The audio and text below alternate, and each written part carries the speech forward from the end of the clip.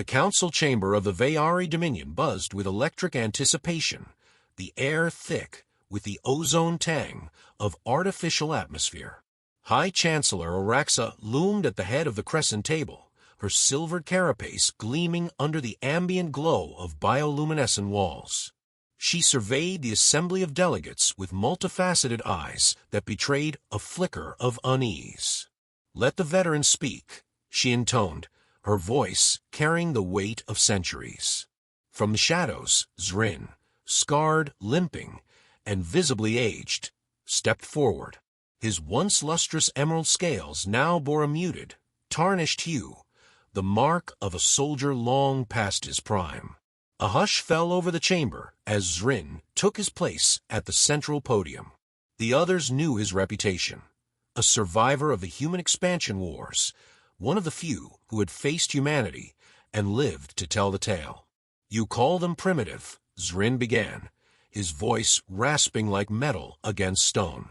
"You mock their frail bodies, their reliance on crude weapons. But you do not understand." The younger delegates exchanged skeptical glances.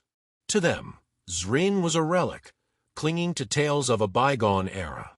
But his scars told a story no one dared dismiss outright. "Humans are not like us," he continued, his gaze sweeping the room. "They do not fight for glory or conquest. They fight because survival is etched into their marrow, because desperation drives ingenuity in ways we cannot fathom." The chamber murmured. Araxa raised a clawed appendage for silence.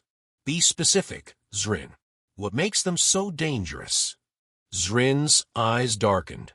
"Their unpredictability, their capacity for destruction, and above all, their unity in the face of annihilation. I've seen entire fleets burned to cinders by their desperation. They are fire given form." A young delegate, emboldened by arrogance, scoffed. "Fire burns out, and we are the storm." Zhrin's lips curled into a grim smile. "Storms can smother flames. But what happens when the fire is already inside your walls?" The room fell silent again, the weight of his words sinking in. Still, the doubt lingered like a noxious fog. Zhrin knew his audience. The Veyari prided themselves on their technological superiority, their centuries-long dominion over neighboring systems. To them, humans were a species barely out of their infancy, scarcely worth considering. "You think yourselves untouchable," Zhrin said, his tone sharper now. "But let me tell you about the Battle of Carthes Prime." The memory clawed its way to the surface as he spoke. He described the Veyari fleet, vast and imposing, descending upon a human colony, an easy target, or so they had thought. But the humans had been waiting. They had stripped their own planet bare to build weapons, mines, and ambush points. Entire cities had been reduced to rubble in their preparation for war. When the Veyari attacked, it was not a battle but a massacre of their own forces. "They scorched their own soil to deny us a foothold," Zhrin said, his voice trembling with the weight of the memory. "They turned their oceans to poison. They fought with a ferocity that defied logic. And when we thought we had them cornered, they detonated their own atmosphere generators, sacrificing millions to destroy our fleet." Araxa's gaze narrowed. "And yet you survived." Zhrin lowered his head. "Only because they allowed me to, a message to carry back. They wanted us to know what they were capable of." The chamber erupted into whispers, some fearful, others dismissive. Zhrin's claws clenched around the edges of the podium. He could feel their skepticism, their arrogance.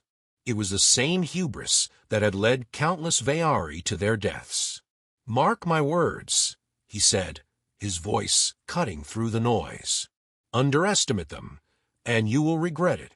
The fleet descended upon Viridian, for in flawless formation, a spectacle of calculated precision. Against the backdrop of starlit void and verdant planetary expanse, the Veyari ships gleamed, monolithic and unyielding. They were an indomitable wave, ready to consume this newest human colony. On board the command vessel, General Defiance stood tall, his angular exoskeleton catching the dim glow of strategic holo displays. "Initiate planetary assault," Defiance ordered. His voice resonated with the cold authority of a leader who had never known defeat. The first strikes were clinical. Orbital bombardments targeted human outposts with deadly efficiency, reducing fortified positions to ash. Troop carriers landed with mechanical precision, releasing legions of armored soldiers who swept through the jungles and plains like an unstoppable tide. At first, everything went according to plan. Then the resistance began. Human forces struck back with guerrilla tactics, their knowledge of the terrain giving them a crucial edge. Entire squadrons of Veyari soldiers were lured into dense jungles, only to be ambushed by improvised explosive devices and sniper fire. The jungle itself seemed to conspire with the humans, its thick canopy concealing their movements, its sounds masking their approach. Reports flooded the command center. Supply convoys intercepted, communication relays sabotaged, entire battalions unaccounted for. Defiance's composure began to fray. "They're scattering us," he hissed, his mandibles clicking in frustration. "Regroup and fortify. Do not let them divide our forces further." But the humans were relentless. They attacked at night, their movements swift and unpredictable. They weaponized the environment, flooding lowland encampments and triggering avalanches in the mountains. Veyari soldiers, unaccustomed to prolonged ground combat, began to falter. In the midst of the chaos, Zhrin, a reluctant observer, found himself dragged into the fray. A younger soldier, her carapace still unmarred by scars, approached him in desperation. "Veteran, they're overwhelming us. What should we do?" Zhrin's gaze hardened. "You fight to survive, and you pray it's enough." Even as he spoke, Zhrin's mind raced. The humans were not merely defending their colony. They were systematically dismantling the Veyari's confidence, exploiting every weakness. This was no ordinary war. It was a psychological battle as much as a physical one. General Defiance, however, refused to see it. He doubled down on brute force, ordering relentless assaults that only played into the humans' hands. Zhrin confronted him in the command center, his voice sharp with urgency. "You're walking into their trap," he said. "Pull back and regroup. Adapt to their tactics, or we'll lose this war." Defiance's antennae twitched with disdain. "We are the Dominion. We do not retreat." The consequences of that arrogance were swift and brutal. Human forces launched a coordinated counterattack, their reinforcements arriving in repurposed civilian ships bristling with makeshift weapons. They swarmed the Veyari fleet, their desperation fueling a chaotic ferocity that the Dominion's rigid strategies could not counter. On the ground, the human resistance grew bolder. Civilians took up arms, turning every village into a fortress, every ruin into a battlefield. The Veyari soldiers, demoralized and exhausted, began to question their leaders. Zhrin saw it in their eyes, the creeping realization that the Dominion's might was not enough. In the quiet moments between battles, Zhrin walked among the troops, offering what little comfort he could. He shared stories of survival, of resilience, hoping to instill the same fire he had seen in humanity. But he knew it might not be enough. As the second week of invasion drew to a close, the Veyari found themselves pushed to the brink. Zhrin stood atop a ridge overlooking the battlefield, the smoke of countless skirmishes rising into the sky. Below, human forces rallied, their banners defiant against the odds. "They'll break us," he muttered to himself. "Not with strength, but with will." The final push came at dawn. A crimson haze painted the sky, casting an ominous glow over the battlefield. The humans advanced steadily, their makeshift army a testament to their unyielding spirit and resourcefulness. The clanking of scavenged armor and the battle cries of desperate warriors merged into a defiant symphony of survival. Smoke curled from the wreckage of fallen machines, and the air was thick with the scent of scorched earth and blood. From his vantage point on the command ridge, Zhrin watched the chaos unfold below. His chest tightened with an emotion he could not name, a strange mix of fear, regret, and something dangerously close to admiration. The Veyari lines were fracturing.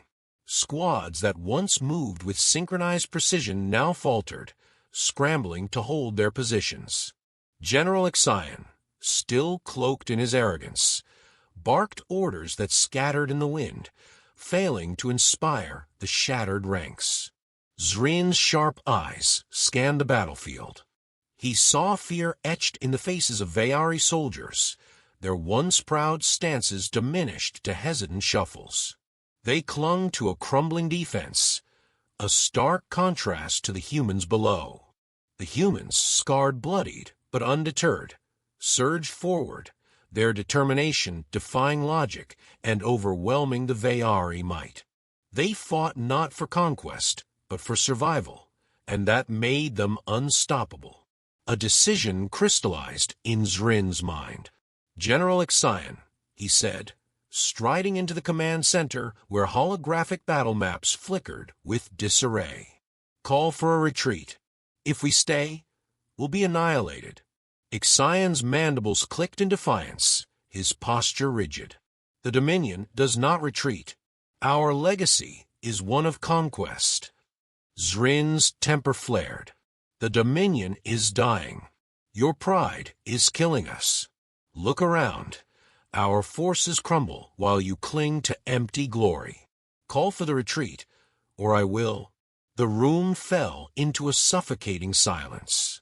Officers exchanged uneasy glances. The weight of truth pressed down on them all. After a tense moment, Ixion's posture sagged, and with a reluctant gesture, he gave the order. The retreat descended into chaos. Veyari ships, once symbols of dominance, now scrambled for the skies, engines roaring in frantic escape. On the ground, panic spread as soldiers fought to reach the transports. Amid the turmoil, Zhrin remained, rallying scattered units to form a desperate rear guard. His commands cut through the din, guiding the broken Veyari lines into a fragile defense. They bought precious moments, moments that allowed their brethren to flee. The humans pressed harder. Their forces moved with ruthless coordination, exploiting every weakness. Explosions rocked the field, sending dirt and debris skyward. Yet Zhrin held the line, every second a battle against the inevitable. Finally, the last transport lifted off, its engines trailing smoke. Zhrin stood alone, the weight of command now irrelevant. Human soldiers closed in, their weapons raised but hesitant. He dropped his blade, claws splayed in surrender. A human soldier stepped forward, a grizzled veteran, a scar carving a path down his weathered face. His eyes held neither malice nor mercy, only the weight of war. "You fought well," the human said, voice rough but steady. "But this is our home. You had no right." Zhrin met his gaze, unwavering. "You're right. We underestimated you. We always have." The veteran studied him, then slowly lowered his weapon. "Go. Tell your people what happened here. Tell them to stay away." For a heartbeat, Zhrin hesitated.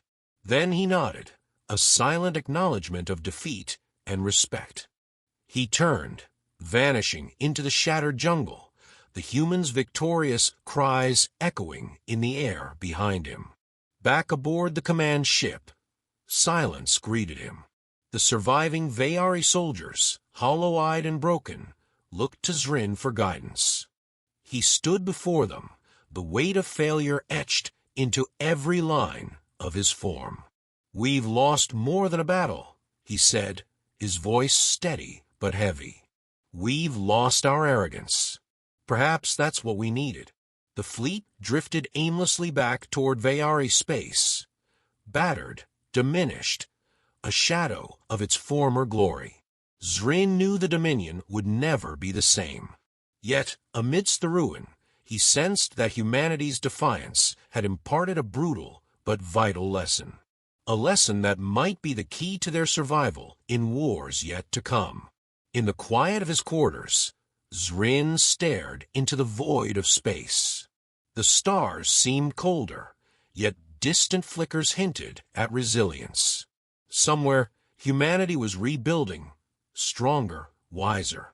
And for the first time in a long, bloodied era, Zhrin felt a fragile ember stir within him. Hope.